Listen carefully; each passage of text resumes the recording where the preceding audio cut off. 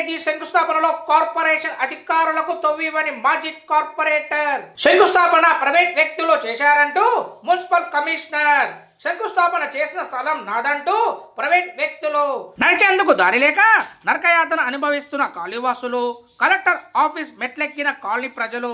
మేడ్చల్ జిల్లా కాప్రా మండల్ జోహర్ municipal corporation పరిధిలో 28వ division C Lakshmi Narasimhaswamy కాలనీలో ప్రభుత్వ పథకాలు కానీ కనీస వసతులు కానీ లేవంటూ వందల వార్తలు కథనాలు వచ్చినా వాటిని పట్టించుకున్న అధికారులు కానీ ప్రజాప్రతినిధులు కానీ లేరు.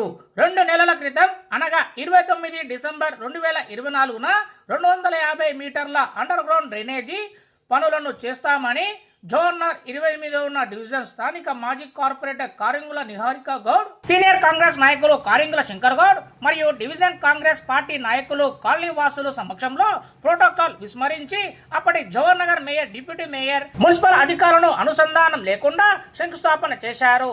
తదనంతరం పనులు ప్రారంభించిన వెంటనే పక్కనే స్థలం ఉన్న ప్రైవేట్ వ్యక్తికి ఈ స్థలం నాది అంటూ దీంట్లో పనులు చేయరాదని అడ్డుపడ్డాడు. ఇదేంటని అప్పటి కార్పొరేటర్ అడగగా అదేమీ లేదని త్వరలోనే పనులు ప్రారంభిస్తామని చెప్పి నెల రోజులైనా పట్టించుకోపోవడంతో శ్రీ లక్ష్మీ నరసింహస్వామి కాలనీ సొసైటీ సభ్యులు మున్సిపల్ అధికారులు కలవగా మీ కాలనీలో శంకుస్థాపన చేసిన పనులకు మాకు ఎలాంటి సంబంధం లేదని జవాబు ఇచ్చారు.